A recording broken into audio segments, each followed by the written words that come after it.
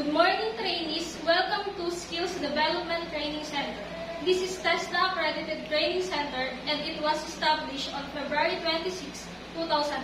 By the way, I am May Cabangon and I will be your trainer for this training program. Before we go to orientation, please rise for the prayer. 18. Please take your seat. Okay, let me have the attendance sheet. Please raise your hands when I call your name for you to sign here in the attendance sheet and to submit me your registration. Ms. Alvarez and Ms. Velasco, please sign here and hand me your registration. Thank you. Now let's go to the proper orientation for the competency-based training for cookery and seafood. To help me in recognizing your prior learning, I have here the data gathering tools for trainees' characteristics. This will help me determine your background, experiences, and knowledge in order for me to make your training aligned accordingly to your needs. Please get one. I will give you 20 minutes to answer. Time's up. Please submit form. I also have here the self-assessment checklist. This will help me determine your current competencies that are relevant to the qualification of Cookery NC2. I will give you again 20 minutes to accomplish this form. Please read the instruction carefully. Time's up. Please submit form. Thank you. I will now give you a pre-assessment test. This test will help me determine your current competencies. It is a 30 items test and I will give you 30 minutes to answer the questions. Please let me know if you have experience difficulties in answering the test so that I can help you or assess you with your concerns. Okay, time's up. Please submit forward. You may now have your lunch break. Please come back at exactly 10:30 a.m. Welcome back, trainees. I have here the result of your pre-assessment and based on your evidences I gathered, it seems that some of you have the prior knowledge of this qualification. However, we still need to validate them. As shown in the result, it seems that Ms. Velasco is already competent in preparing stocks, sauces, and soups. However, she is not still competent in other competencies of cookery and seafood. Meanwhile, most of you are not seen to be competent enough based on the result. For those who already have the skills in some competences like Ms. Alvarez, please submit to me your evidence tomorrow on our next session for validation. That's all we have for today. See you tomorrow. Goodbye, everyone. Now, let's begin the orientation for cookery and seafood. Once again, welcome to Skills Development Training Center. This training school is the largest TESDA accredited training center in Southern Luzon, located here in Lopez, Quezon, and is serving the community in providing high-quality and affordable competency-based training for 10 years. High quality because we've already produced successful and high-competent trainees who are hired by our partner industries across the areas of Luzon, and affordable because we are TESDA accredited and we offer various scholarship grants to those who want to undergo national training and assessment. This institution has been offering various TESDA accredited qualifications for different sectors, including the qualifications of cookery and seafood. Now, this training recognizes your prior learning so that you won't need to undergo the same training again on the skills and competencies you already had. I have prepared here a PowerPoint presentation to show and explain to you the purpose and principles of competency-based training, including important information regarding the qualification of Cookery NC2 and the Competency-Based Learning Modules or CBLM. Now for the 9 competency-based training areas, please bring with you your notebooks and ballpen for you to take down notes because I will show you the different sections of our training areas. This area where we are currently staying right now is our contextual learning laboratory. This area ensures that the underpinning knowledge, science, mathematics, and communication principles as applied to technology are provided to the learner. Now, let's proceed here in the learning resource area. This area provides the learner with the knowledge requirements in the various modules responding to the competencies. In simple terms, this is where you study your information sheets in a self-paced learning. Then we have here the institutional assessment area. This area is where the recognition of your prior learning is done. This is also where the actual institutional assessment is conducted along with the handling of the Certificate of Achievement after passing the assessment. This one is our practical work area. This area is where the learner acquires the skill and knowledge components of the competencies prescribed by the standard.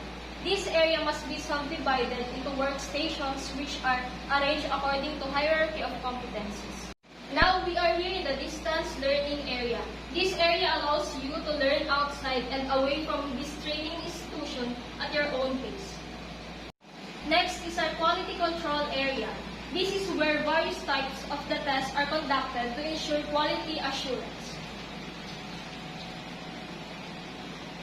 Then this is the Trainer's Resource Center. This is the place where the instructor produces training materials. Thus, this is where the learning materials, training regulations, and curriculum exemplars are placed. This area on the other side is our computer laboratory. This is where you were able to learn ICT-related competencies using the available computer units inside. Lastly, we have here our support service area. This is where you are provided with other competencies aside from the competencies included in your qualification that are needed in your training. And now, let's go back to the contextual learning laboratory. Do you have any questions regarding the areas of CUT? If there's none, I will let you now have a break while I evaluate the result of your prior learning. See you later. Goodbye. Good day, trainees. Welcome to the day 2 of our training. To begin, let us first have a prayer. Please stand. Amen. Here is our attendance for today. Kindly sign here. Please pass to the next. Thank you. For those who already have the prior learning of the competencies, please submit to me your evidences. Alright then, it says here in your certificate that you have a 1-year working experience at the Cabangon National High School. Would you like to take now the assessment of your prior learning? Yes. Very well. Have a seat for now and wait for my instruction. Thank you. Now I have here your training activity matrix. This training activity matrix will be your guide throughout the training process. It includes the activities, facilities, tools, and equipment we will need throughout the training process. Once I call your name, come with me for your assigned area and I will give you further instruction. For today, Ms. Velasco, since you have the evidence for your prior learning, you will be assigned at the institutional assessment area where you will undergo the assessment for validation of your prior learning. And Ms. Alvarez, you will be assigned to the contextual learning laboratory. Here is your competency-based learning module of prepare, stack, sauces, and soups. You may study the information sheet 2.1.1. After reading the information sheet, you may answer the self-check 2.1.1 and compare your answer to the answer key. Ms. Velasco, stay here at the learning resource area. Now listen to me as I discuss you about prepare, stack, bases, and essences required for menu item. Ms. Alvarez, are you done with your task? May I have your seatbelt on? Okay, good job. I'll sign your TRB. Let me check your achievement chart. Okay, Ms. Velasco, come with me at practical work area. Here are the tools, materials, and supplies necessary on prepare stacks, blazes, and essences required for menu items. Please wear your personal protective equipment first, and let me first demonstrate to you. Okay, it's your turn to demonstrate to me. All right.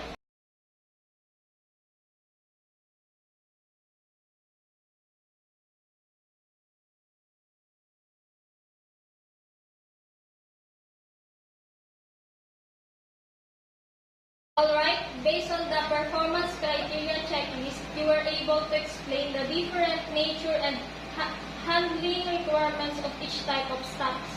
However, you also have to apply principles of stack cooking.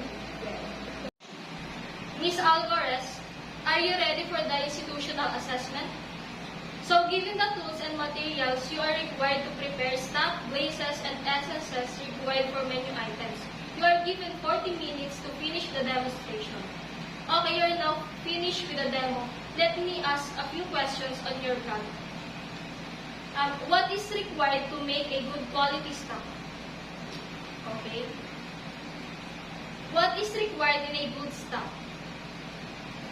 Okay, I will just evaluate the result of your assessment. Please wait here for a few minutes. Now, you may take your written examination at institutional assessment area, but please get the written examination test and your answer sheet in trainer's area. How are you, Ms. Alvarez? Now you have watched video presentation on how to prepare stocks, places, and SSS required for menu items. Please proceed to practical work area and wear personal protective equipment. Then prepare tools, materials, and ingredients to be used. Now you are tasked to prepare stocks, places, and SSS required for menu items. Based on the performance criteria checklist, you were able to use safe practices in handling hot pots and surfaces and machineries. However, you also need to practice occupational health and safety.